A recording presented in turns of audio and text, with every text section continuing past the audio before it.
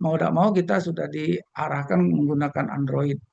Begitu juga nanti transportasi rekayasa saja lalu lintas ya traffic engineering ini juga akan bisa kita lihat dengan monitoring real time ya dengan sensorik dan seterusnya. Nah, ini kalau kita lihat eh, untuk ya tabel ya satu indeks tingkat pelayanan ya lalu lintas ya. Ini kita bisa lihat dari istilahnya ITP ya, ITP-nya A, B, C, D, E sampai F itu. Yang mana tundaan-tundaannya bisa kita lihat kalau dia lebih besar daripada 5 detik, antara 5,1 sampai 15 dan seterusnya dan seterusnya. Nah, ini eh, kita bisa lihat dari indeks tingkat pelayanan. Nah, begitu juga dengan penanganan di persimpangan.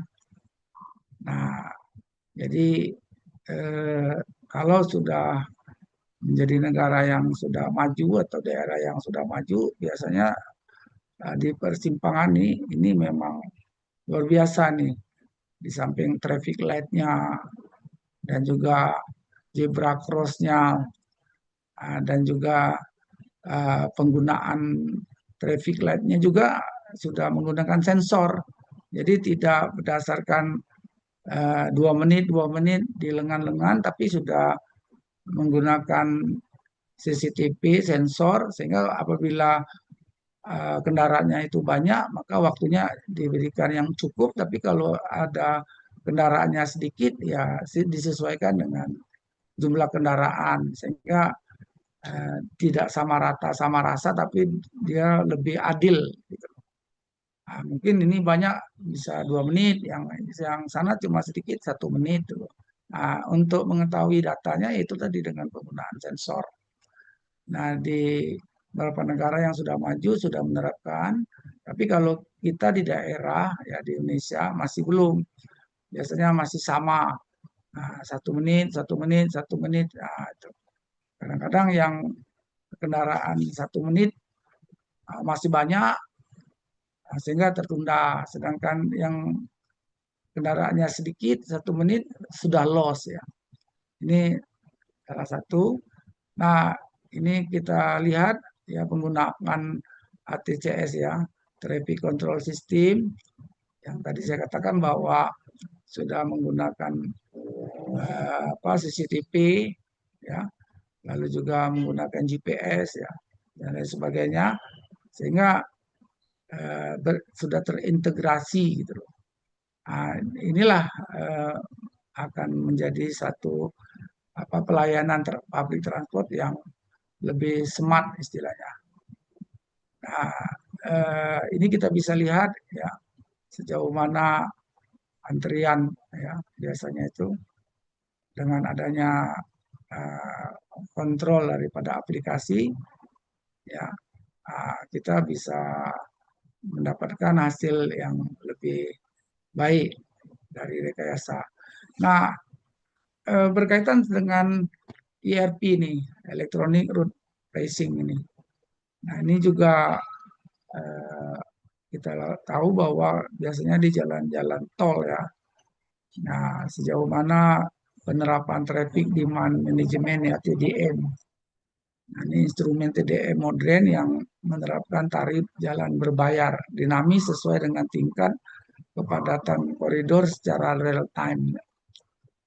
Dan juga ini kita menggunakan sekarang sudah banyak ya menggunakan rapid ataupun satelit tracking ya dan lain sebagainya. Jadi kadang-kadang kalau kendaraan ini melebihi ya menyalahi aturan, nah dari kamera bisa ketangkep nih yang harusnya jalannya misalnya 120 100 km per jam dia melebihi. Nah, dengan satelit dia akan nampak. Nah, ini akan dapat denda itu. Tapi kalau secara manual masih susah. Dan inilah kesimpulannya sementara ya bahwa rekayasa lalu lintas ini bagaimana mengoptimalkan penggunaan jaringan jalan agar aman, selamat, tertib dan lancar. Dan pekerjaan yang dilakukan secara sistematis ya, ini kita menggunakan survei, analisis, desain dan implementasi dan evaluasi. Nah, juga solusi harus mempertimbangkan kendaraan ya, dan juga pejalan kaki, juga pengguna sepeda dan public transport, serta bagaimana kita melihat lingkungan dan regulasi. Nah, teknologi modern ini sangat membantu ya sebagai monitoring real time, tetapi eksekusi ya keputusan tetap harus berbasis data dan standar teknis yang berlaku. Nah, rekayasa lalu lintas modern ini mewujudkan mobilitas aman, tertib, cerdas, berkelanjutan. Jadi ini saja yang dapat kami sampaikan. Ini kita sekali lagi tidaklah mengajari, sebagai sharing saja, sebagai renungan ya, bahwa eh, semuanya itu ada masanya, demi masa.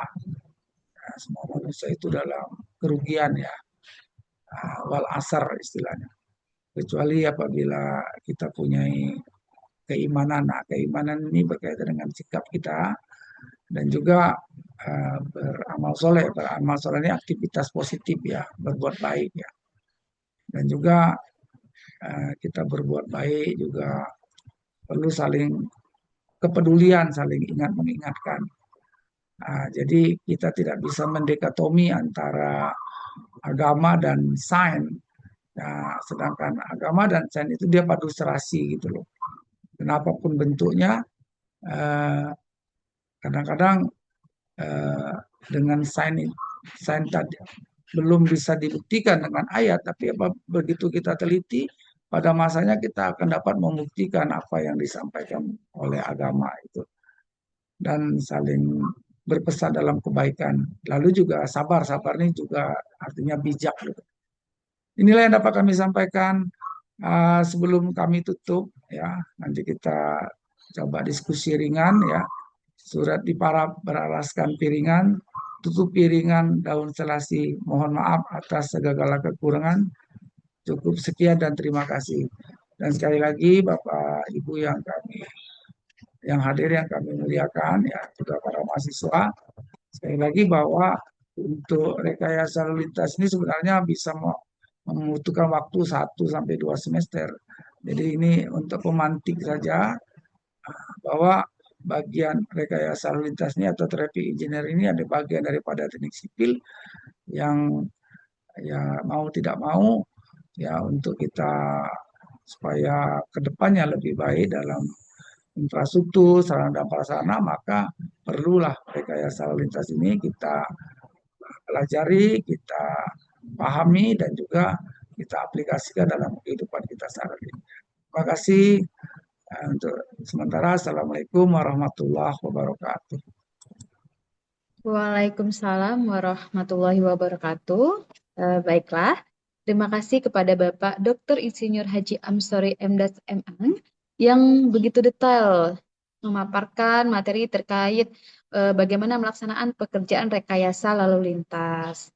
Tadi juga disebutkan oleh beliau bahwa tujuan utama dari rekayasa lalu lintas yaitu untuk meningkatkan keselamatan di jalan raya, mencegah atau mengurangi kemacetan, serta meningkatkan efisiensi penggunaan jalan raya. Saya yakin materi yang telah disampaikan oleh Bapak Dr. Insinyur Haji Amsori MDas MN akan memberikan wawasan yang sangat berharga dan meningkatkan pemahaman kita tentang bagaimana melaksanakan pekerjaan rekayasa lalu lintas. Baiklah, izin Bapak, saya membuka sesi tanya jawab kepada Bapak Ibu peserta yang telah bergabung untuk bisa berpartisipasi aktif, menyampaikan pertanyaan, pengalaman, untuk kita sharing terkait pekerjaan rekayasa lalu lintas, bisa melalui raise hand, kolom chat, atau fitur AI. Nah, baiklah, mohon izin Bapak Amsori untuk memberikan kesempatan. Di sini ada yang sudah bertanya pada kolom chat. yaitu dari Bapak Azri. Pertanyaannya yaitu bagaimana Ini cara. ada yang raise hand tuh Bu Roslinda nih, Oh, kayaknya. ada raise hand ya, Pak. Oke, Iya. eh, Kita izin. persilakan dulu yang raise hand, insya Allah. Oke, baik. Ya, untuk Ibu Roslinda Dewi dipersilakan untuk bertanya. Assalamualaikum warahmatullahi wabarakatuh. Waalaikumsalam Waalaikumsalam. warahmatullahi wabarakatuh. Izin bertanya, Bapak, eh, mendengar paparan masalah grafik engineering, itu pasti mindset kita akan berpikir bahwa ini adalah tentang kota besar, kota metropolitan, smart city. Pertanyaan saya sederhana, kapan itu sebenarnya mulai dilaksanakan? Betul katanya tadi variabelnya harus lihat volume kendaraan, kecepatan dan kerapatan. Sek- Sekarang pertanyaan saya, bagaimana hubungan dengan Bapeda atau Bapedalda gitu? Misalnya, oh nanti tahun sekian sudah mulai ada nih LRT, tahun sekian udah MRT, kan bisa bisa diproduksi, diprediksi itu sebenarnya. Jangan sampai nanti kalau udah macet, sudah semrawut, baru turun rekayasa engineering. Ini maksud pertanyaan orang awam nih, Pak. Jadi bagaimana secara tekniknya? Silakan, Pak. Baik, terima kasih Bu Roslinda. Ini luar biasa nih pertanyaan. Juga sebagai autokritik buat kita bahwa namanya traffic engineering atau rekayasa lalu lintas ini dia tidak hanya di smart city atau kota-kota besar saja. Dia juga bisa diterapkan di kota-kota kecil atau kota yang baru bertumbuh. Ah, jadi kalau seperti kita makan ya, minum kan. Bukan orang kaya saja yang makan minum, orang miskin juga makan minum kan. Itu sudah kebutuhan gitu. Rekayasa lalu lintas juga demikian gitu.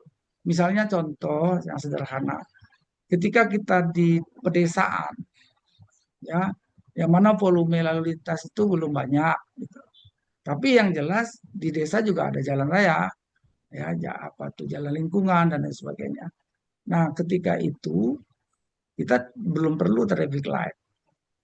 Tapi ketika sudah masuk ke kabupaten ataupun provinsi, apalagi di ibu kota, eh, jumlah kendaraan yang kompleks ya, dan juga jumlahnya juga sangat banyak ya. Nah, itu tidak lain dan tidak bukan. Tidak bisa kita gunakan polisi traffic. Polisi lalu lintas harus berdiri, apalagi siang bolong kan, panas-panas dia Iya, mabuk iya, polisi iya. itu. Nah, kita ya harus menggunakan traffic light. Nampaknya sederhana, tapi amal jariah itu. Coba kalau traffic light mati, apa yang terjadi? Masalah itu. Orang pasti ribut itu. Semua mau cepat, semua saling mendului, semua merasa jago gitu kan. Nah, maka tapi dengan era kekinian, traffic light kita kalau kita ini saya ilustrasikan di daerah misalnya ya, misalnya di ibu kota provinsi lah atau kabupaten, itu masih belum berkeadilan. Misalnya satu lengan jalan itu 2 menit, 2 menit, 2 menit, atau 1 menit, 1 menit. Padahal kadang-kadang jalan ini kendaraannya cuma sedikit, yang sana panjang. Nah, maka sekarang tidak lain dan tidak bukan era IT AI ini ya orang sudah menggunakan sensor sehingga ketika itu oke, kalau kendaraan ini panjang ya antrinya waktunya dikasih cukup signifikan misalnya 1,5 menit. Kalau yang pendek mungkin cukup setengah menit. Nah, itu lebih berkeadilan gitu. Nah, begitu juga dengan misalnya contoh di negara-negara yang maju misalnya ataupun sekarang di Indonesia pun di Jakarta khususnya ibu kota dipasang sensor CCTV misalnya. Nah, ketika ada kebakaran, ketika ada istilahnya tuh perbuatan yang tidak baik atau mencuri atau perampokan dan lain sebagainya di bank itu itu bisa dikontrol itu bisa dikontrol. Nah, itu bagian juga dengan daripada rekayasa transportasi ya khususnya rekayasa. Jadi sehingga ketika polisi traffic ataupun polisi mau mengambil tindakan, dia sudah mempunyai data ya real time bahkan itu. Jadi sekali lagi bahwa memang kadang-kadang kelemahan kita ini ya, ini kadang-kadang jangankan yang berkaitan dengan lalu lintas, kadang-kadang juga berkaitan yang sifatnya mendasar, pendidikan, ya, edukasi ya, itu juga kurang, masih dalam tanda kutip masih banyak ya penyakitnya di negeri Konoha nih. Misalnya yang ya ini bukan saya menyindir, macam di yang baru-baru yang lagi hangat ya di Universitas Sudirman gitu kan, Unsut ya di Jember ya. Nah, ini kita kadang-kadang sedih ya. Nah, apalagi masalah rekayasa lalu lintas. Tapi demikian mazhab kalau saya menggunakan optimis realistis, rekayasa lalu lintas itu like in this life. Makin banyak jumlah manusia, makin banyak jumlah kendaraan, makin kompleksnya mobilisasi ya. Ini tidak lain dan tidak bukan penerapan rekayasa lalu lintas ini perlu perencanaan ya, perlu pelaksanaan dan juga perlu evaluasi. Nah, ini tadi betul bahwa pemerintah kita bukan tidak, tapi belum maksimal membuat satu rancangan dan juga mengevaluasi daripada sejauh mana traffic engineering ini di daerah sudah maksimal. Nah, apalagi kalau misalnya kita di luar itu ada polisi traffic ya. Nah, polisi traffic itu nggak bisa wani piro gitu loh. Kita ini kadang-kadang wani piro, ini susah gitu loh. Jadi kadang-kadang ya mau panjang apa mau pendek, misalnya ketika bicara mau panjang, ya masalahnya jadi melebar. Gitu. Jadi ini saja terima kasih nih Bu Roslinda Iya, supaya jangan atas jadi kayak Jakarta, Pak. Udah masukannya. ada LRT-nya, tahu bongkar, ganti kan. Itu Ya, seolah-olah nggak punya perencanaan, itu maksud saya. ya. Jadi saya kadang-kadang sedih lah lihat negeri kita, tapi kita tetap cinta ya sama negeri kita. Dulu kita merencanakan monorail tuh, Iya, monorail banyak itu. tuh tiang-tiang kita bikin ya. Itu peletakan batu pertama sekaligus batu terakhir itu oleh Bu Megawati dulu Bu, waktu masa presiden. Sampai sekarang monorailnya tak wujud gitu loh. Kalau Udah bongkar, LRT-nya Pak, udah wujud, dibongkar. MRT-nya Bayang wujud. Nah, saya bukan biayanya. kritik, saya punya data itu gitu loh. Hmm. Nah, ini ya kalau kita punya budaya malu dan kita budaya evaluasi, harusnya kita sesuatu ya kecuali kalau cuma sekedar diskusi ya, ini kan sudah peletakan batu pertama sekaligus batu terakhir. Iya, betul. Ya, terima kasih Bu ya. Ini Iya. sebagai masukan Oke. saja kita Iya, bukan mau membuat bukan. keributan, tapi Iya, ini bukan. supaya negeri kita besok maju dan generasi ke depan tuh penuh harapan. Amin, Oke, baik. Allahumma amin. Terima kasih, Ini Pak. ada lagi nih. Silakan yang berikutnya. Iya, baiklah. Terima kasih kepada Ibu Roslinda Dewi yang telah bertanya. Dan terima kasih juga kepada Bapak pemateri kita, yaitu Bapak Amsori yang telah menanggapi pertanyaan dari Ibu Roslinda. Baiklah, izin Bapak ada yang bertanya melalui kolom chat, yaitu Bapak Azri. Ini maaf ini ada Oh Pak. iya, ada yang raise hand, Pak. Ya, Ya, kita rasain dulu. oke, baiklah. Kalau begitu, kita persilakan untuk Bapak Nalendra untuk bertanya. Pada Bapak kami persilakan. Baik, Bismillahirrahmanirrahim. Assalamualaikum warahmatullahi wabarakatuh. Waalaikumsalam warahmatullahi Oke, wabarakatuh. pemaparan yang sangat menarik sekali dari Bapak Amsori tadi ya. Baik Bapak, kenalkan saya Nalendra Bapak. Saya kebetulan dari Provinsi Jambi.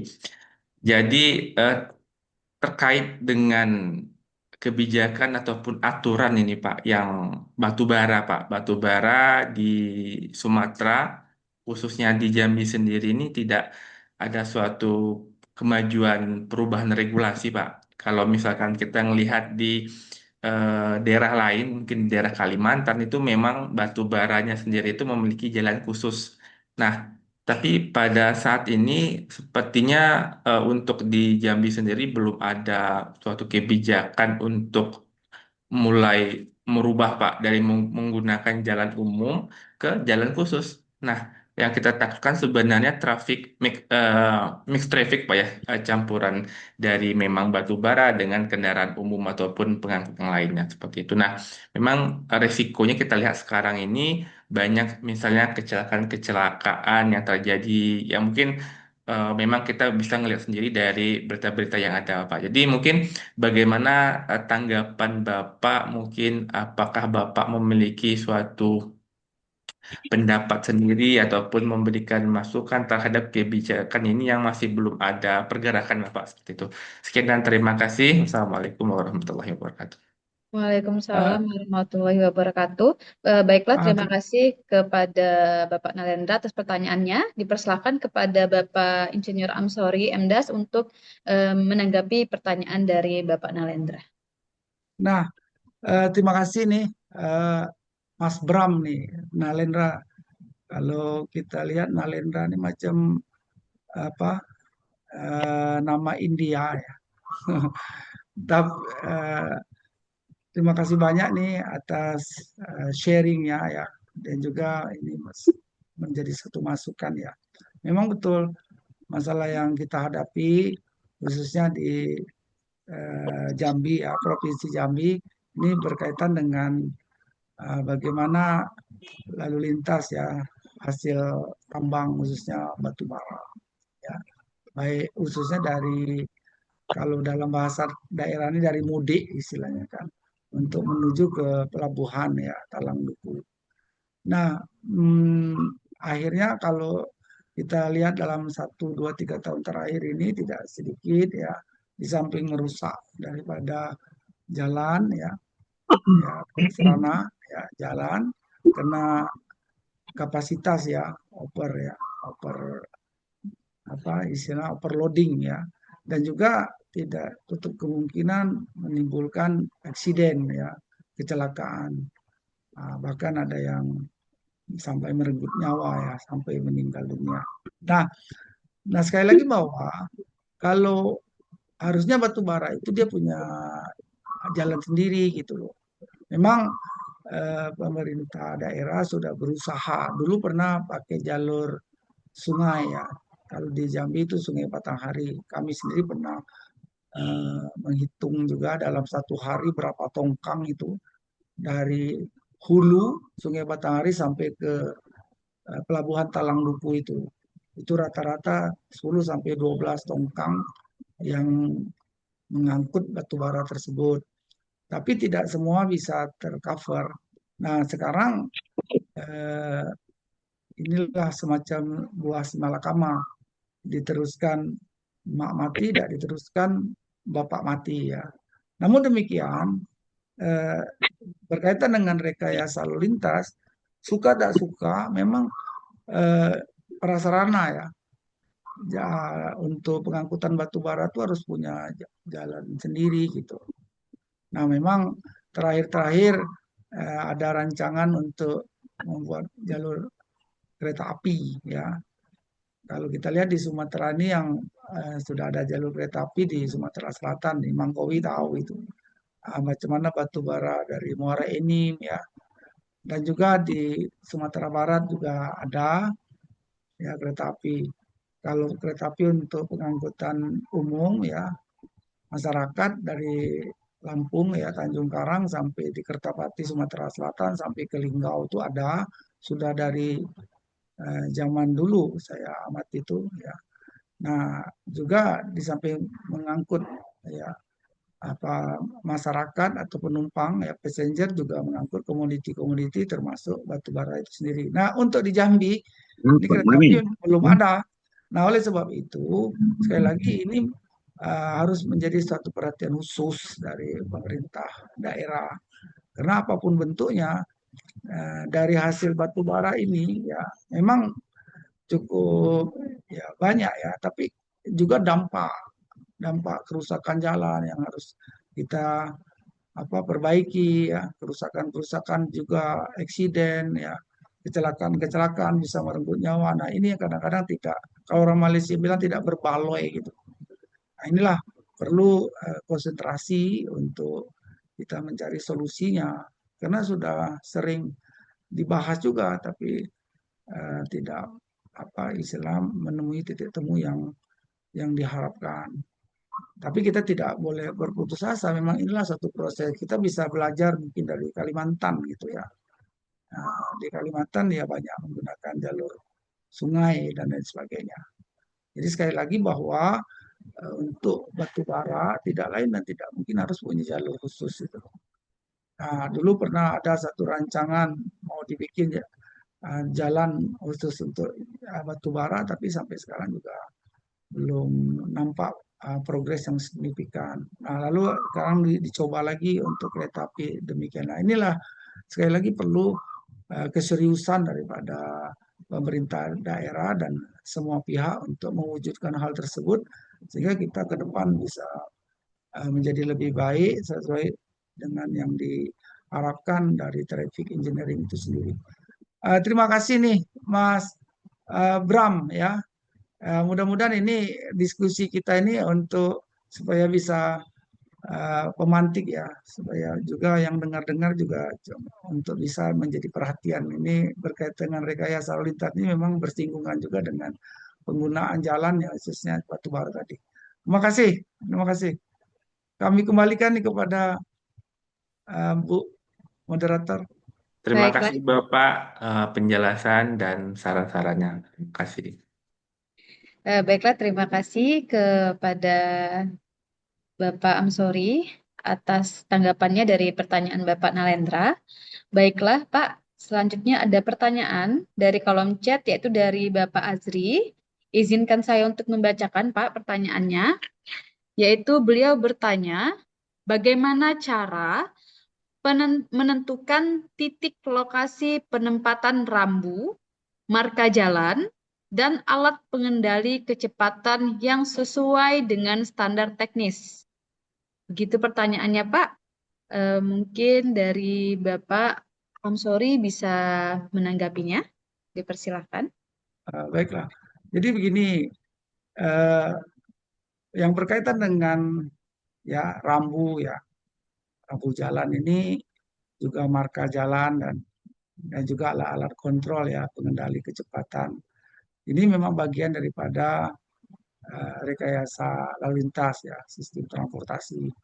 Kenapapun bentuknya, sarana prasarana jalan kalau tidak dilengkapi dengan rambu-rambu, nah ini biasanya akan menimbulkan ya eksiden atau kecelakaan.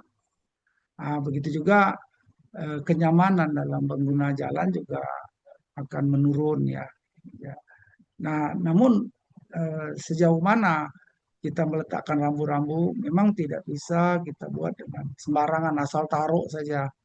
Asal Bapak senang misalnya ABS itu lebih jauh lagi parah itu. Nah, yang jelas rambu-rambu itu ya dibuat ya atau dipasang di mana jalan itu memang sudah kita rancang dan sudah kita buat sedemikian rupa ya standar ya paling tidak minimais lalu kita tempatkan pada tempatnya misalnya contoh ada misalnya belok kanan belok kiri lalu misalnya ada alignment ya ada yang pendakian ataupun ada jurang dan lain sebagainya. Nah itu rambu-rambu itu di sana diletakkan jadi tidak berdasar itu dari demografinya ya. Nah, jadi tidak asal kita letakkan saja tidak bisa gitu. Begitu juga kita nampaknya simple ya, tapi ini bermanfaat sekali. Misalnya di mana ada rest area misalnya. Misalnya kita lihat di jalan tol, itu dalam sekian meter sebelum masuk ke area rest area itu sudah ada rampunya rest area.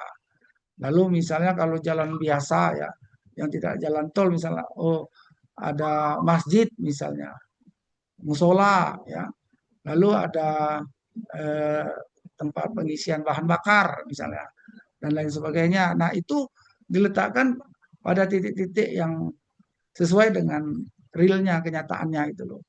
Nah, begitu juga kalau kita lihat misalnya kita di pergunungan itu kan ada jurang, ada belokan, ya, ada pendakian dan penurunan. Nah, di situ kita letakkan disesuaikan realnya gitu. Nah, berkaitan itu tentang titik-titik ya lokasi penempatan. Nah, marka jalan juga ini penting bahwa kita lihat misalnya marka jalan tuh ada yang permanen misalnya median ya. Biasanya median ini ada di pusat-pusat kota itu misalnya. Nah, di median ini juga orang bilang hanya sekedar pemisah jalan, sebenarnya tidak. Lebih jauh dari itu ada keselamatan. Contoh, jalan yang standar itu apabila ada median yang permanen, itu nyaman pengendara itu.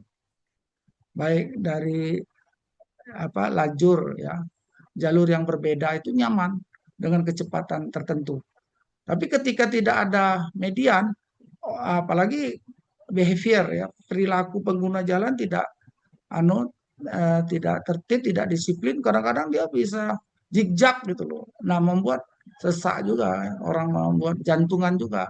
Tapi ketika ada median ya, biasanya median ini konsisten di jalan tol misalnya. Nah, ini lebih. Nah, di median itu sendiri bukan hanya sekedar pembatas saja, tapi bisa juga digunakan menggunakan diletakkan lampu sebagai penerangan, lampu jalan ya di tengah itu. Dan juga supaya ada asri ya, estetika ya, dikasih pohon atau apa dikasih hijau-hijau misalnya supaya pengguna jalan juga tidak jenuh. Nah, itu biasa di media. Tapi kalau di marka-marka biasa seperti jalan nasional itu markanya biasa tuh warnanya kuning itu. Tuh Mas Bram, Pak Jokowi tahu itu. Nah, tapi kalau yang untuk jalan-jalan lokal daerah itu markanya putih-putih. Ada yang putus-putus, ada yang. Nah, kita bisa lihat sudah ada rambu marka dan lain sebagainya saja. Perilaku pengguna jalan juga perlu kita adakan penyegaran ya, pencerahan gitu loh. Kenapapun bentuknya, rambunya sudah bagus, markanya sudah bagus, pengendaliannya juga ada, tapi perilaku pengguna jalan ya belum baik ya, belum tertib. Nah, ini juga membuat dampak yang kurang baik ya untuk para pengguna jalan yang lainnya itu. Pengendali, ya, pengendali misalnya contoh itu tadi salah satunya macam CCTV dan lain sebagainya itu. Nah, kalau di negara-negara yang sudah maju itu setiap kilometer itu sudah ada tuh kontrol-kontrol pengendali itu. Di samping untuk meminimais daripada kecelakaan ya, eksiden juga meminimais misalnya terjadi suatu kebakaran dengan adanya CCTV itu langsung tahu.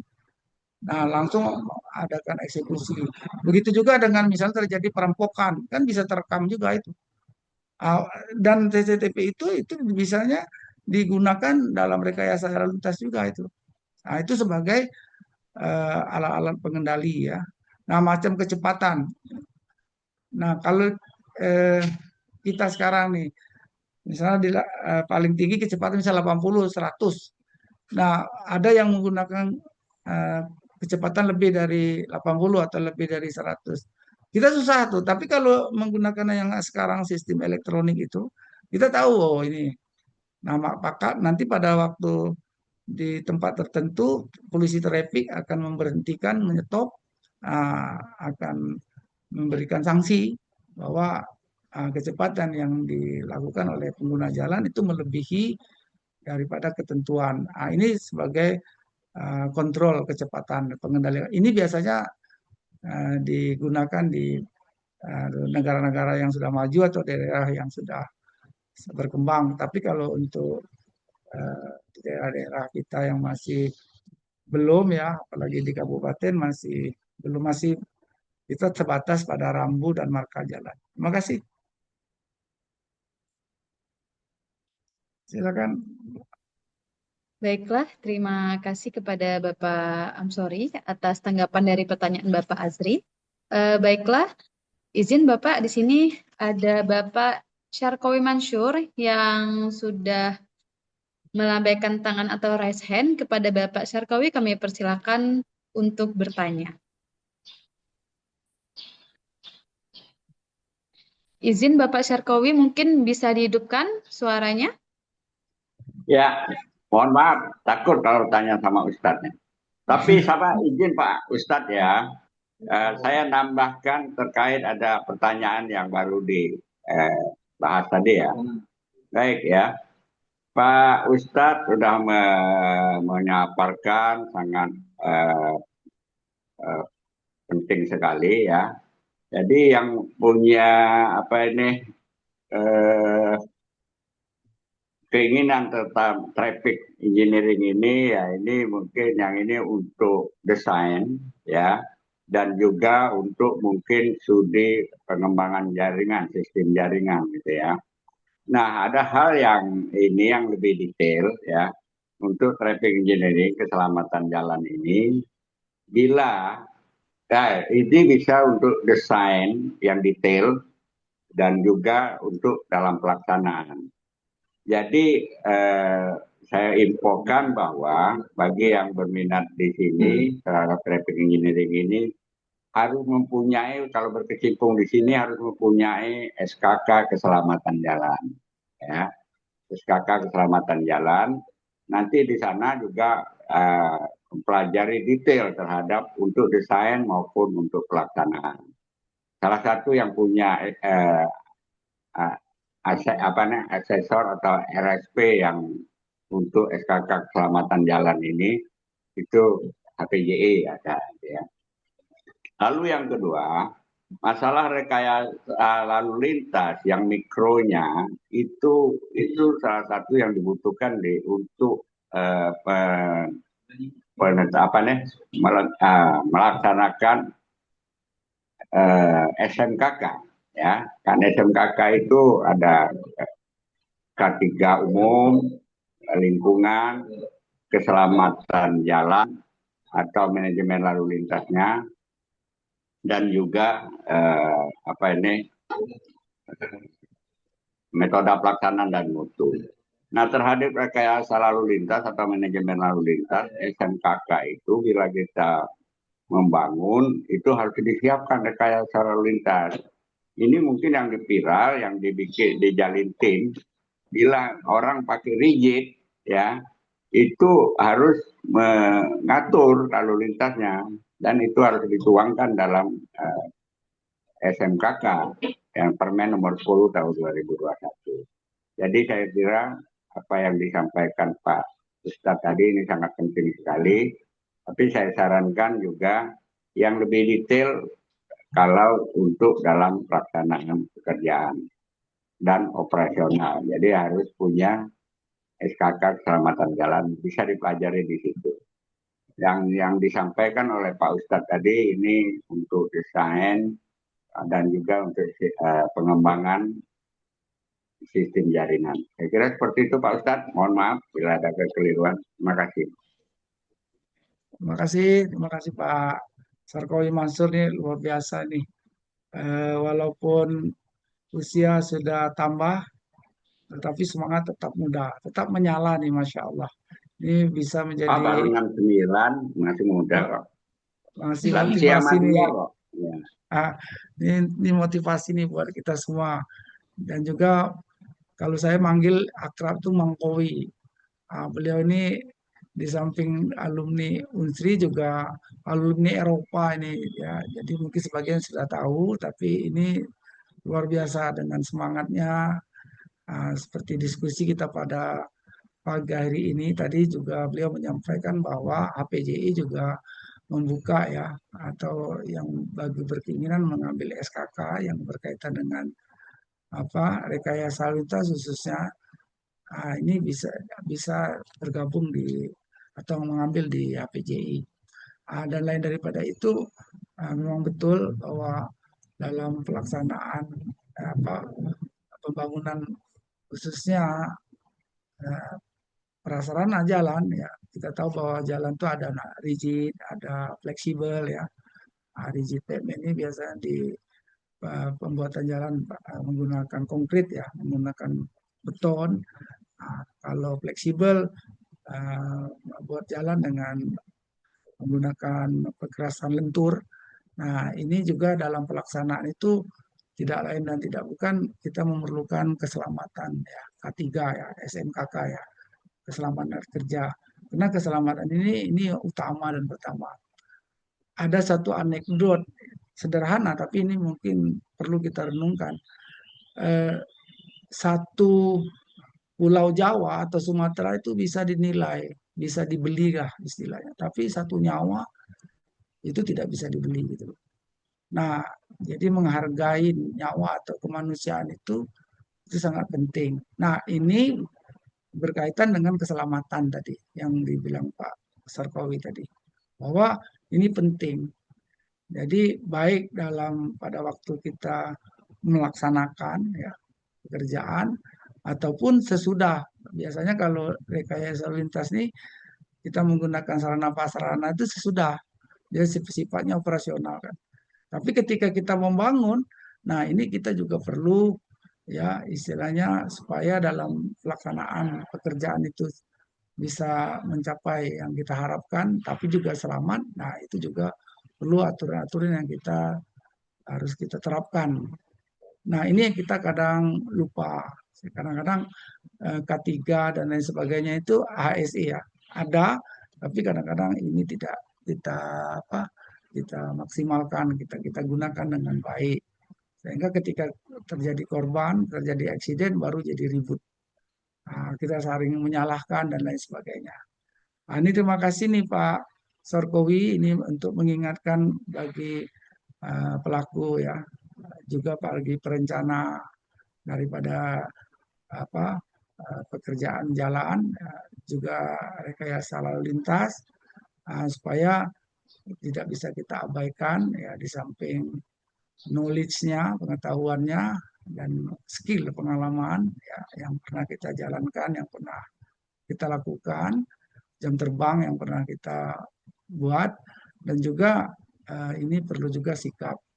Dan memang untuk membangun ini sifatnya sustainable, berkelanjutan, ini harus terus kita uar-uarkan, kita sampaikan supaya untuk esok itu eh, tingkat keselamatan itu meningkat ya, dan juga keuntungan dan juga itu bisa meningkat, tapi tingkat kecelakaan dan kerugian ini bisa kita minimize. Terima kasih Pak Sarkowi atas Pak masukannya. Ustadz, Pak Ustadz, Ya, saya ada tambahan dikit ya, sehubungan ya, dengan pertanyaan tadi ya. Ya, saya cuma menginfokan saja bahwa penyelenggara jalan sesuai Undang-Undang Nomor 22 2009 itu ya, penyelenggara jalan itu ada PU, Bina Marga katakanlah ya, perhubungan, perhubungan hubungan maupun dan pemerintah daerah. Lantas ya. Jadi kalau mau detail ya di perhubungan maupun di lantas ya itu ada subdit keselamatan jalan. Jadi di sana kalau mau dapat informasi yang lebih detail terhadap yang pertanyaan-pertanyaan tadi ya, itu bisa saya kira di sana cukup cukup SOP-SOP peraturan untuk jarak, bentuk, ini warna itu ada semuanya. Saya kira seperti itu informasi saja. Terima kasih. Oke, terima Atau kasih. atau ikut yang di SKK keselamatan jalan tadi itu detail kita ya memberikan petunjuk SOP yang ada terhadap keselamatan dan keamanan jalan. Saya kira seperti itu Pak Ustadz. Terima kasih. Oke, terima kasih Pak Sarkowi masukannya. Ya, sangat bermanfaat bagi kita semua. Oke, Baiklah, silakan Bu Sesmita. ya Pak. Baiklah, terima kasih kepada Pak Syarkowi yang sudah sharing ilmunya, dan juga terima kasih kepada Bapak Amsori yang telah menanggapi pertanyaan dan melakukan sesi sharing. Baiklah, kepada Bapak Ibu yang ingin bertanya, boleh bertanya di kolom chat ataupun melakukan raise hand, Bapak dan Ibu. Dipersilahkan.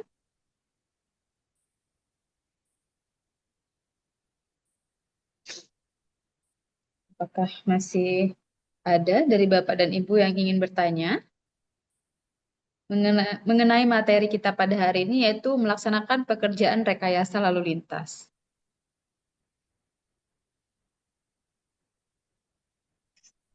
Saya mengingatkan kembali kepada Bapak dan Ibu, jangan lupa nanti setelah sesi kita pertama ini untuk mengerjakan kuis terstruktur ya Bapak dan Ibu. Baiklah, apakah ada yang ingin bertanya Bapak dan Ibu?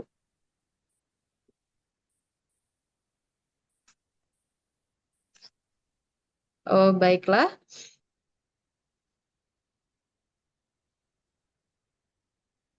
Jika tidak ada yang mau bertanya, mungkin saya Pak selaku moderator ingin meminta pendapat Bapak sebagai ahli di jalan, yaitu bagaimana sih Pak menurut pendapat Bapak mengenai eh, lalu lintas di Kota Jambi Pak? Bagaimana Pak? Apakah bisa kita benahi menjadi lebih baik atau yang ada sudah lebih baik seperti itu Pak? Mungkin kita bisa Nah, sharing ya Pak ya, begitu. baik, baik. Ini luar biasa nih, satu pertanyaan ya sekaligus untuk otokritik buat kita semua. Memang ya kita harus terapkan ya satu pemaham ya. Kita boleh optimis tapi juga harus realistis gitu.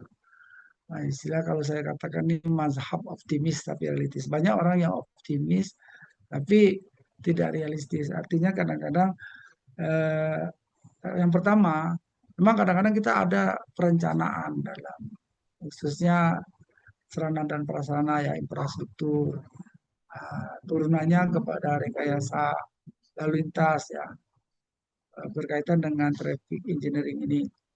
Nah, kadang-kadang antara perencanaan dan pelaksanaan itu ya ini belum signifikan gitu ya. Tapi kita tidak boleh menafikan bahwa tidak ada perubahan. Ada perubahan, tapi belum maksimal. Misalnya tadi langsung kepada objeknya di Kota Jambi ya, yang mana Kota Jambi ini ibu kota Provinsi Jambi. Nah, kita bisa lihat saja misalnya tingkat kecelakaan, misalnya eksiden ya. Satu tingkat orang-orang yang melanggar apa jalan ya, pengguna jalan. Misalnya contoh di traffic light, misalnya di persimpangan itu. Baik itu simpang 4, simpang 3, ataupun ada juga yang simpang 5. Itu kita bisa lihat ya tidak sedikit pengguna-pengguna jalan ya, pengguna jalan kita ya punya perilaku yang kurang baik. Tapi ini menjadi suatu tantangan yang harus kita sosialisasikan. Misalnya contoh ketika lampu merah misalnya, tidak sedikit yang nerobos gitu loh. Walaupun sudah pakai jilbab, kadang-kadang sudah pakai kopiah misalnya kan. Sebenarnya itu berkaitan dengan akhlak juga, akhlak pengguna jalan. Lain misalnya parkir lah itu. Ah, sebenarnya badan jalan ini kan sebenarnya bukan untuk lahan parkir, tapi kita gunakan juga parkir karena pengguna usaha itu ya pelaku usaha dia buat buat satu ya namanya ruko misalnya toko dia nggak punya lahan parkir sehingga parkir menggunakan badan jalan. Dampaknya ya itu tadi jadi kemacetan. Lain daripada itu penegak hukumnya ya kita bisa lihat juga ini kadang-kadang kita agak sedikit sedih ya. Nah, baik polisi kalau di luar namanya polisi traffic, kalau kita polisi lalu lintas misalnya. Nah, ini penegak hukumnya juga kadang-kadang ya bikin SIM tembak misalnya, ataupun pelaku kadang-kadang ya itu tadi ya tidak diterapkan atau tidak ditegakkan. Tapi sekali lagi bahwa inilah namanya proses. Nah, misalnya contoh lagi eh, tadi sudah saya singgung juga di pada waktu pertanyaan Bu Roslinda traffic light tuh. Traffic light itu kalau kita pergi ya di lampu merah kalau kita sebut lampu merah sebenarnya disebut lampu merah tidak adil di situ kan ada merah, ada hijau, ada kuning. Tapi sudah menjadi suatu kebiasaan orang bilang lampu merah. Padahal itu kan traffic light itu. Nah, itu sama saja tuh. Lengan 1, 2, 3, 4 ya simpang 4 itu sama saja padahal sudah berbeda ya. Nah, ini itu. Nah, lalu ada yang sudah seharusnya dipasang traffic light masih belum. Nah, jadi secara umum, nah ini memang perlu perhatian. Tadi Pak Sarkowi juga sudah sampaikan, dia tidak bisa mengandalkan dari eh, kementerian atau dari dinas pekerjaan umum ya, Bina Marga khususnya, tapi juga ini juga berkaitan dengan dinas perhubungan ya, dan juga eh, pemerintah daerah, dan juga tidak lain dan tidak bukan kepada masyarakat luas. Jadi kita tidak bisa mengandalkan satu pihak, tapi inilah yang namanya integrated ya, saling padu serasi, satu kebersamaan. Tetapi bukan sama rata, sama rasa, tidak. Semua ada wewenangnya. Jadi terutama sebagai tata kelola ya, pengelola khususnya dari PU, perhubungan, pemerintah daerah ini harus lebih konsen lagi sehingga nanti eh, kota kita ya lebih tertib ya untuk traffic engineeringnya, lalu lintasnya. Nah, ketika ini sudah tertib, nah apa dampak-dampak negatif itu bisa kita minimize. Tapi mau hilang semua itu memang tidak mungkin itu kan nanti kalau kita sudah di surga ya. Tapi kalau masih di dunia ini, nah inilah namanya rekayasa tuh. Terus kita ubah sesuai ya dari data yang sudah ada. Nah, bagaimana kita meningkatkan, mengurangi kecelakaan ya tadi keselamatan ya, suatu kenyamanan dan lain sebagainya. Dan juga estetika. Sehingga kalau tadi ya ilustrasi-ilustrasi yang tadi saya sampaikan dari materi itu, kalau kita lihat misalnya bagaimana di Jepang atau bagaimana di negara-negara yang sudah maju, kalau negara tetangga kita lah seperti ke Singapura, kalau kita jalan-jalan ke sana ke Malaysia, itu lebih nyaman tuh loh.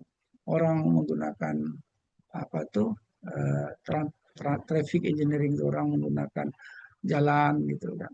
Baik untuk pejalan kaki, juga orang menggunakan sepeda, dan juga satu yang lebih penting eh, yang kita perlu renungkan yaitu public transport. Di kota Jambi public transport mati. Nah, contoh lah, ini sebagai terminal yang dulu masih saya kecil itu namanya Rawasari. Sekarang Rawasari itu nyawa-nyawa ikan kalau bahasa kampungnya itu. Hidup segan mati mau gitu kan. Tidak ada lagi transportnya itu. Angkot. Karena sudah beralih ya ke Grab atau orang sudah menggunakan sepeda motor. Karena sepeda motor sudah mudah ya mendapatkannya, menggunakannya. Nah, sudah tuh dulu ada bis nih yang diterapkan. Bis. Dulu sebelumnya ada yang warna kuning itu. Sana bis Seginjai itu. Yang ngangkut dari Manalo ke bandara sampai ke Sengeti. Nah sekarang kemana bisnya? Ya wallahu alam lah, almarhum mungkin gitu ya. Nah jadi ini kadang-kadang harusnya ya memang ketika kita mau menerapkan atau melaksanakan mengoperasikan itu ya harusnya dipertimbangkan betul. Tapi masalah penyakit public transport itu memang begitu. Menyadarkan orang beralih ke public transport itu tidak mudah. Seperti contoh di Jepang misalnya. Orang menggunakan Shinkansen itu, kereta peluru itu, kereta cepat itu dari tahun 60 gitu. Jadi basic train itu sudah puluhan tahun mereka apa terapkan sehingga mereka sudah menjadi budaya. Jadi kalau kita lihat di negara Sakura itu orang naik public transport itu bukan orang miskin gitu loh.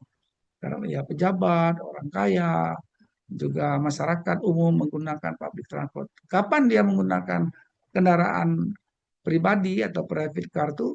Ya ketika dia memang sangat penting sekali, urgen sekali menggunakannya untuk keluarga ya, me time istilahnya mereka menggunakan apa tuh private car. Tapi ketika hanya sekedar pergi kerja, nah yang kedua yang mengapa mereka sudah sebati istilahnya tuh menjadi budaya, karena antara rumah dengan tempat bekerja itu sudah nyambung, terkonek tuh.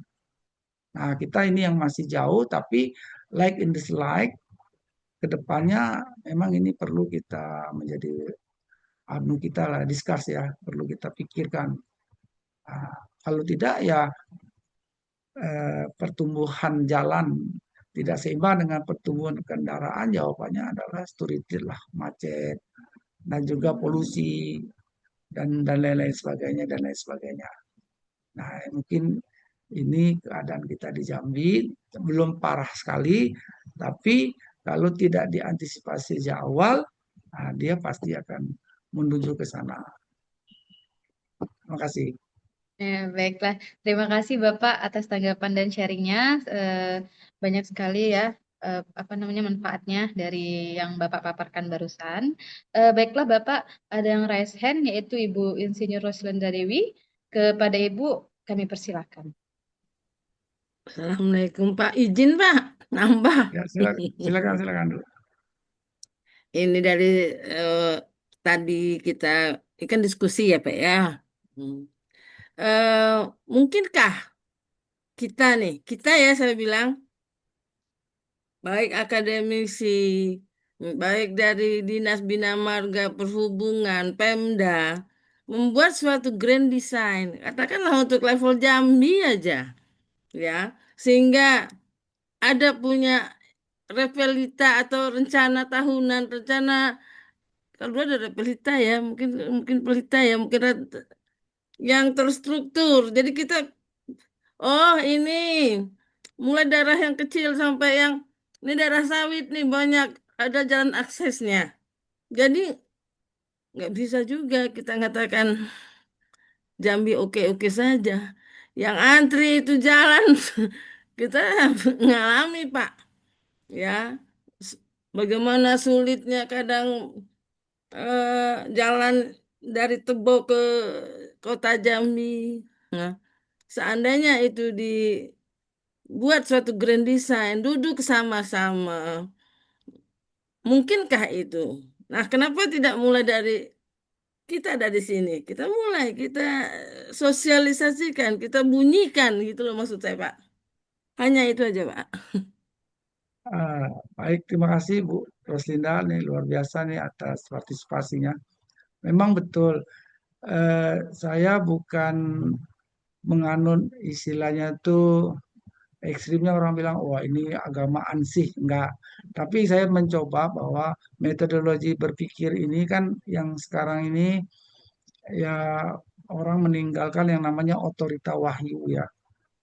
Memang kita harus menggunakan yang namanya empiris ya, pendekatan empiris, pendekatan logik atau rasional, tapi otorita wahyu. Nah, ini izin saya akan mempaduserasikan ini dalam forum kita. Mengapa otorita wahyu?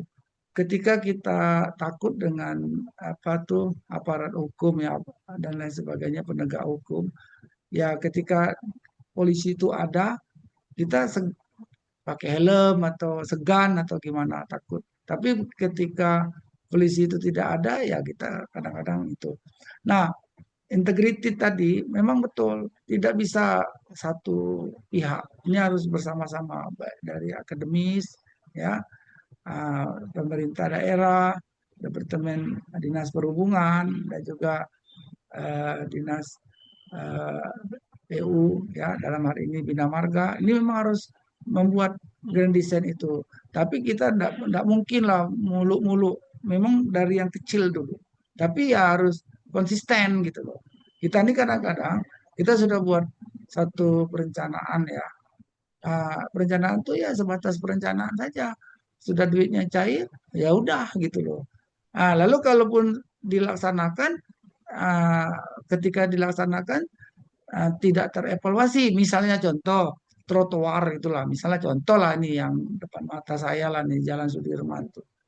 Itu depan Polda ya di jalan-jalan strategi. Trotoar itu kan kalau kita bahasanya kan pedestrian work untuk pejalan kaki supaya pejalan kaki itu nyaman ya selamat itu. Tapi kan untuk jual durian juga jual pempek, kadang-kadang macam-macam jual dogan di situ kan. Kalau dikasih tahu ngamuk itu. Nah, aku nih wong cilik, tapi kan kelakuannya itu ke wong licik.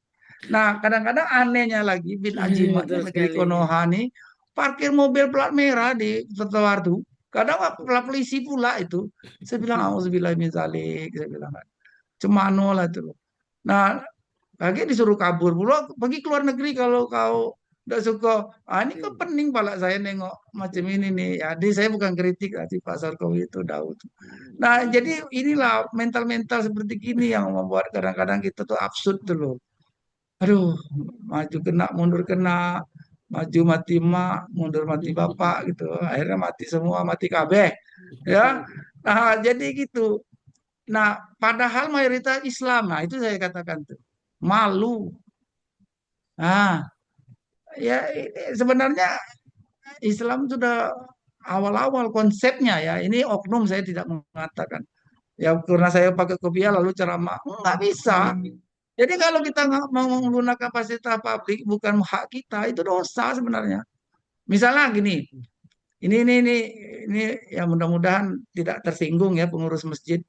Bikin masjid, ruko suruh mundur 10 meter, masjid boneng ke depan. Betul, betul, Pak. Banyak Nah, kejadian akhirnya mengambil lahan parkir payah, mengganggu fasilitas trotoar umum. pula. Nggak bisa. Kalau ada duit, ya beli tanah di belakangnya. Pergilah ke Brunei, ke Malaysia atau negara-negara yang tetangga kita loh. Itu kan dibikin untuk fasilitas parkir sehingga nanti jemaah itu eh, baik yang datang awal ataupun datang kemudian istilahnya ke yang belakangan dia punya parkir karena kendaraan sekarang ini bukanlah semacam maaf ya barang mewah tapi sudah menjadi barang kebutuhan jadi orang nak kemudian bawa mobil. Sekarang enggak masjid-masjid sudah maju ke depan bikin gapura lagi. Ketika terutama misalnya hari-hari besar, misalnya hari Jumat, ayo berseleraan gitu loh, parkir ya. Nah itu problem itu sebagai kita sebagai umat Islam harusnya ya menjadi umat wasatan litakunu sahadaan lanas mencontoh gitu loh. Nah ini satu. Nah berkaitan dengan itu tadi grand design tadi ya, memang harus duduk bersama dan bukan hanya kita bikin desainnya saja, rancangannya saja, tapi juga harus konsisten dengan penerapannya. Saya ingat satu pesan Nabi itu, kalau kita melihat satu kemungkaran, pertama kita dengan kekuatan. Nah, ini yang sebagai pengelola nih, tata kelola negara, dia harus menggunakan kekuatan. Karena dia yang memegang wewenang ini. Ini malah yang megang wewenang ini kadang-kadang, auzubillah min dzalik. Nah, kalau kita tidak mampu wabil lisani, nah ini akademis nih. Kita macam sekarang ini. Kita bukannya mau berontak, kita mau demo, bukan. Kita memberikan masukan terbuka, transparan, terukur, kontribusi. Nah, bisa kita diskusikan ya. Kalau bahasa perdebatan nggak kasar. Tapi kalau paling tidak, Pak Ilham ya statik Pak Kolbi. Nah, kita tuh punyalah sikap yang baik itu loh, doa yang baik gitu. Ini kalau saya masukkan dalam kerangka optimis tapi realistis dulu, Bu. Jadi balik lagi tadi kata Ibu, tadi betul. Jadi kita perlu duduk bersama, ya, khususnya kita objeknya ya udah bisa besar-besar, tapi kita buat satu pilot project, sehingga nanti dari pilot project itu bisa jadi satu contoh gitu loh. Disitulah traffic engineering itu akan bagus, ya bisa dirasakan ya untuk semua pihak dan juga bisa menjadi percontohan ke depannya dan bisa juga dikembangkan. Itulah sustainability tadi yang tadi ada kerangka ujungnya tuh lingkungan dan keberkelanjutan. Tapi kalau kita sudah mazhabnya sudah ya terserahlah, terserah nak jadi apa, nah kita nanti besok bertanggung jawab kita di kedepannya untuk generasi ke depan. Terima kasih nih Bu, ini masukan luar biasa nih. Jadi ya kepala, perut, buntut. Jadi kalau kepala tanggung jawabnya kepala lah, kalau buntut lah gitu. Karena Tetap yang optimis, Pak. ya. Jadi ini mungkin mudah-mudahan didengar oleh pihak-pihak terkait. Ini jadi masukan untuk bagaimana kita membuat rancangan ya, khususnya transportasi ya, traffic engineering ini untuk bisa lebih baik. Jangan dikorupsi, ini enggak, malah kadang-kadang dikorupsi. Inilah ya kalau kata orang bilang tuh hewan tuh kalau sudah kenyang tuh dia berhenti makan. Kalau kita nggak berhenti-berhenti gitu loh. Aspal dimakan juga, besi dimakan juga, tanah dimakan juga. Nanti berhentinya kalau sudah masuk tanah nanti. Makasih Bu.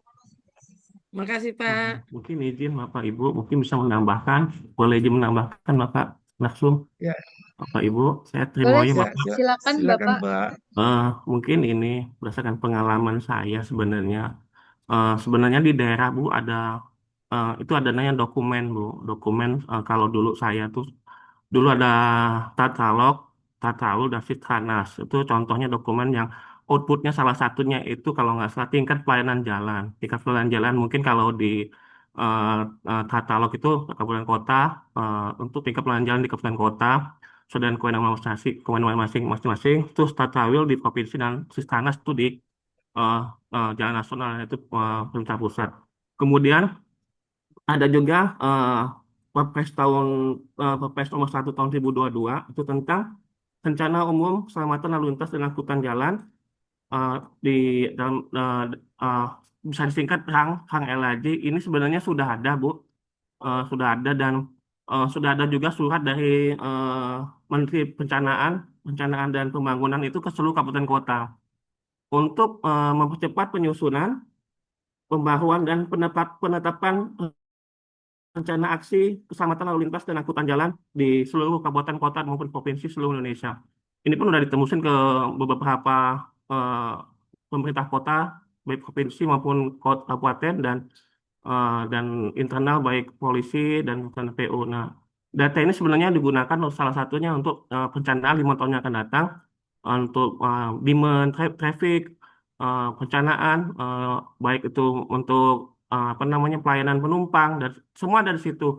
Nah, data-data ini yang mesti disiapkan oleh pemerintah daerah untuk yang nantinya untuk rencana aksi untuk pembangunan. Contohnya seperti tadi di di untuk pemerintah Kota Jambi salah satunya itu contohnya masalahnya yang selalu klasik yaitu batu bara.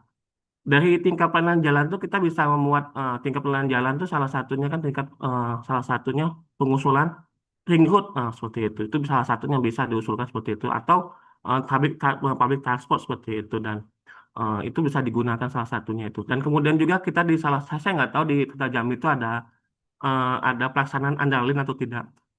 Itu semua pembangunan itu seharusnya ada andalin, analisa dampak lalu lintas dan perlu direview setiap tahunnya seperti itu. Dan tingkat perencanaan itu sebenarnya ada di masing-masing kabupaten kota. Mungkin tambahan dari saya seperti itu, Bapak Ibu. Terima kasih. Assalamualaikum warahmatullahi wabarakatuh. Terima kasih nih. Waalaikumsalam warahmatullahi wabarakatuh. Ya, baiklah. Terima kasih kepada Bapak Trimoyo yang sudah sharing ya Pak ya. Yang Masya Allah sekali menambah wawasan kita, mengetahui tentang bagaimana pekerjaan untuk rekayasa jalan. Ya, baiklah, Bapak dan Ibu, apakah masih ada yang ingin bertanya? Baik, saya menambahkan sedikit Baik, apa yang tadi masukan dari Pak Tri Pak Mulyo ya. Trimoyo.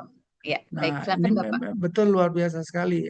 Kita nih betul sekali Pak bahwa setiap daerah ya, bahkan skala nasional, kita ya memang sekarang kan berbasis data ya, bahkan ada program studi namanya Sains Data.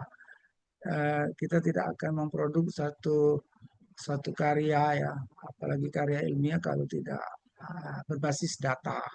Tadi kan data nanti dari hasil survei kita analisis, lalu dari analisis itu kita bisa mendesain dan lain sebagainya.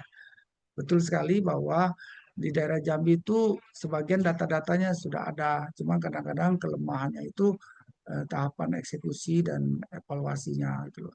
Contoh tadi betul berkaitan dengan batu bara yang ditanyakan Mas Nalendra ya. Nah, memang yang ring road ya, seperti kita lihat di kota-kota lain seperti Yogyakarta ada ring road dan lain sebagainya. Ring itu kan cincin ya, jalan yang melingkar ya.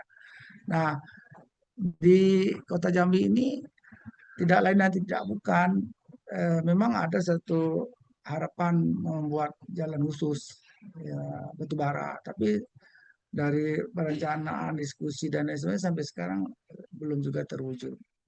Nah, lalu sekarang wacana lagi public transport tadi betul, yaitu kereta api gitu. Gimana batu bara nanti diangkut dengan kereta api, nah dan lain-lain sebagainya. Nah, jadi memang inilah perlu kita terus lakukan diskusi dan juga dari diskusi-diskusi ini menjadi satu masukan ya khususnya untuk pengelola ke depan ya. Dan juga kita tidak bisa hanya berharap dari apa saja semua ya, baik dari pihak swasta juga masyarakat. Ini harus like in this life.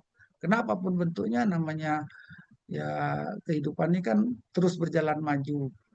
Nah, sedangkan macam tambang kita berhentikan, ini kan banyak juga hajat hidup. Tapi ketika tambang ini kita kelola juga tidak bisa harus merusak ya lingkungan dan juga merusak sarana prasarana yang sudah ada. Ya inilah memang perlu integrated ya. Istilahnya kalau dalam bahasa sederhananya padu serasi gitu. Berbasis data yang tadi Bapak sampaikan. Ya, mudah-mudahan ini ya diskusi kita yang sederhana ini pemantik ini untuk kedepannya bagaimana ya dari data yang ada ya kita gunakan tapi konsisten kita laksanakan. Memang tidak bisa semula jadi dia by progress gitu deh. Nah, inilah perlu diskusi kita seperti bimbingan ini dan lain sebagainya sehingga nanti dengan long life learning seperti ini nih ya dari akademisi ada juga dari pihak pemerintah atau dinas-dinas terkait atau pihak-pihak swasta. Nah, ini akan kita bisa optimis tapi tetap realistis. Terima kasih Bu Susmita. Baik, terima kasih kepada Bapak Amsori. Baiklah, Bapak dan Ibu, apakah masih ada yang ingin bertanya? Atau mungkin ada yang mau sharing? Ini ada dari Pak Trimoyo mengirimkan di kolom chat, mungkin Bapak Ibu bisa lihat ya. Sini ada PDF-nya yang tadi dibicarakan oleh Pak Trimoyo mengenai percepatan penyusunan pembaruan dan penetapan rencana aksi keselamatan lalu lintas dan angkutan jalan atau RAK LLAJ. Ya Bapak dan Ibu, terima kasih juga kepada Pak Trimoyo yang sudah sharing. Ya, baiklah, jika tidak ada lagi yang bertanya, maka demikianlah para hadirin yang saya hormati, saya akhiri sesi tanya jawab kita karena waktunya juga sudah habis ya Bapak dan Ibu.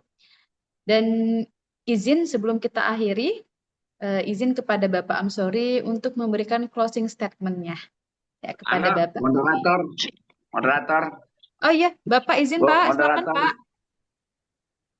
Ya, saya cuman ini ya, tadi soal angkutan batu bara ya. Itu ya Jambi sebenarnya dari udah lama itu mau janji bikin jalan khusus. Memang aturannya memang jalan khusus. Jadi ini Jambi saya sarankan contoh Sumsel saja.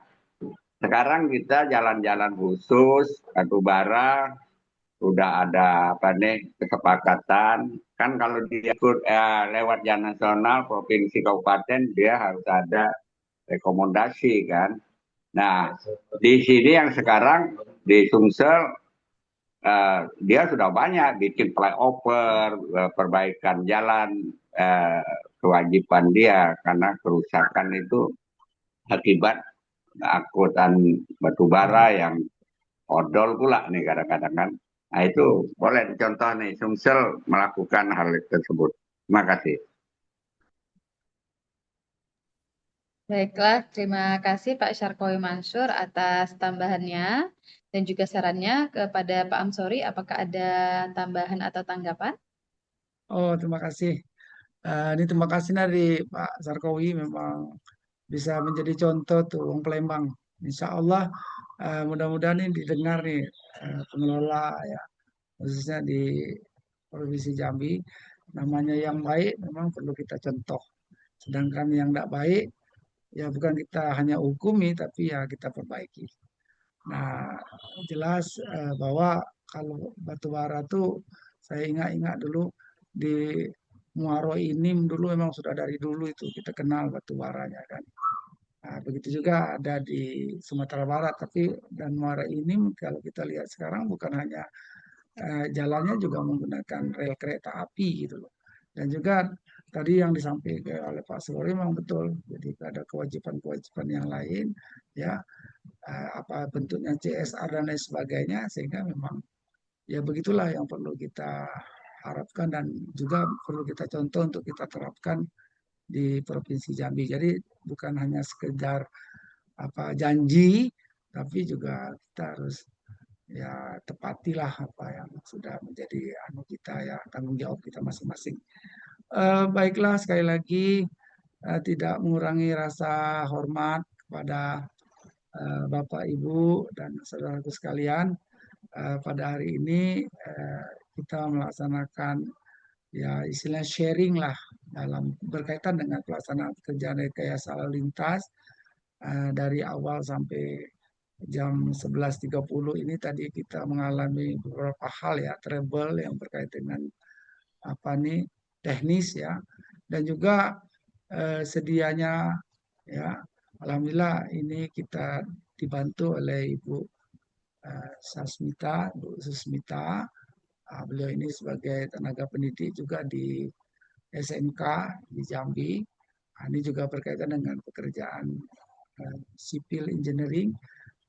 Yang sedianya juga Bu Pepi. Nah, kita doakan nih Bu Pepi karena kodratullah kemarin ya, dan mungkin hari ini beliau mengalami gangguan ya kesehatan sehingga harus menjalani ya operasi ya dan pengobatan ya di rumah sakit, sehingga tidak bisa membersamain kita pada diskusi pada hari ini. Dan alhamdulillah atas berkat rahmat Allah dibantu oleh Ibu Susmita yang bisa kita jalani sampai dengan detik ini. Walaupun tadi kita mengalami banyak hal ya, trouble ya sifatnya teknis, tapi atas berkat rahmat Allah juga kita bisa menjalani sampai saat ini. Dan sekali lagi bahwa rekayasa lalu lintas itu ya mewujudkan bagaimana mobilitas ya. Mobilitas itu yang pertama sekali aman.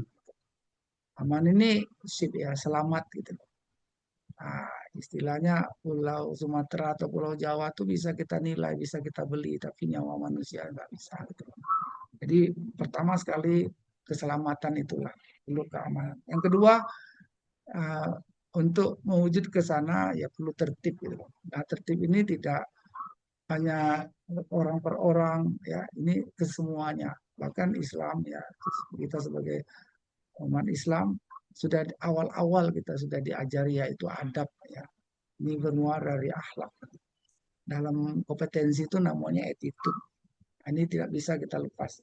Dan yang terakhir yaitu butuh smart ya, cerdas gitu. Karena kata Buya Hamka itu zaman zarok makan, perubahan waktu akan berdampak ke perubahan keadaan. Dulu kita pakai BlackBerry, kita pakai Nokia, sekarang almarhum tuh BlackBerry itu. Sudah ganti ke smartphone yang lebih canggih lagi. Mungkin ya Samsung masih bertahan, tapi dia harus upgrade dengan Android-nya. Nah, dulu kalau kita nak mencari rumah Mangkowi, Bu Roslinda, susah. Sekarang kita bisa pakai GPS kan, uh, bisa cari Sherlock langsung dapat gitu loh. Nah, tidak usah pakai manggil jin lah, zaman Nabi Sulaiman pakai panggil jin lagi, manggil santet lagi dan lain sebagainya. Nah, ini kita perlu smart ya, kita perlu cerdas dan tidak bisa menafikan daripada teknologi itu sendiri, dan agama pun menganjurkan. Inilah nikmat yang diberikan Tuhan kepada umat akhir zaman, umat Nabi Muhammad. Yang terakhir berkelanjutan. Jadi bukan hanya untuk hari ini, tapi bagaimana untuk generasi ke depan. Jadi kalah itu tidak harus menyerah, tapi yang benar itu harus kita lanjutkan. Yang salah tetap kita perbaiki, yang benar harus kita lanjutkan. Nah, ini sedikit ilustrasi itu. Uh, uh, Negara dikuasai Amerika misalnya, dibantu dengan Israelnya. Mereka tidak lagi menjajah secara fisik, tapi kan neokolonialisme itu, ekonomi, teknologi dan sebagainya. Padahal pada dasarnya ya kita sebenarnya keropos itu. Ketika hanya mengandalkan empirical dan rasional. Nah, maka kita tidak bisa kita harus menghadirkan Tuhan gitu. Ya, sesuai dengan keyakinan kita. Ketika Tuhan bersama kita, maka kebahagiaan yang kita inginkan itu ya baik secara pribadi atau secara bersama, baik di dunia dan akhirat akan kita dapatkan, akan kita capai insya Allah. Demikian lebih dan kurang mohon maaf. Wabillahi taufiq wal hidayah. Assalamualaikum warahmatullahi wabarakatuh. Waalaikumsalam warahmatullahi wabarakatuh.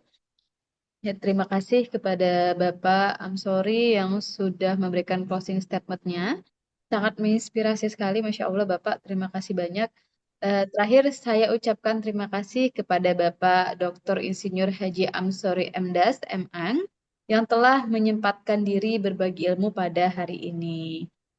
Baiklah Bapak dan Ibu yang saya hormati, semoga ilmu dan wawasan yang kita peroleh hari ini menjadi berkah untuk kita semua.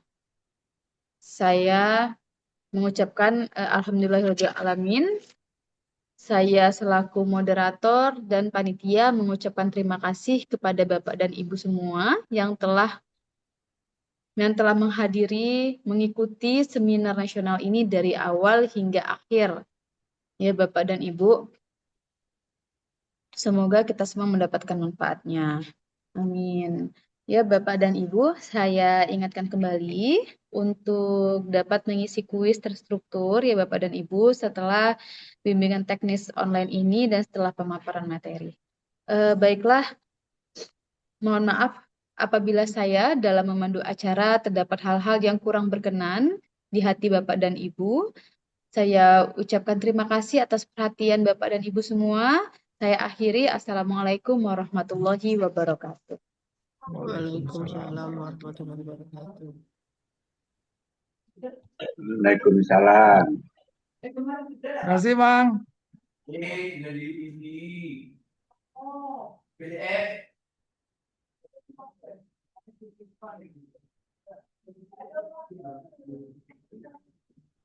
WA ya.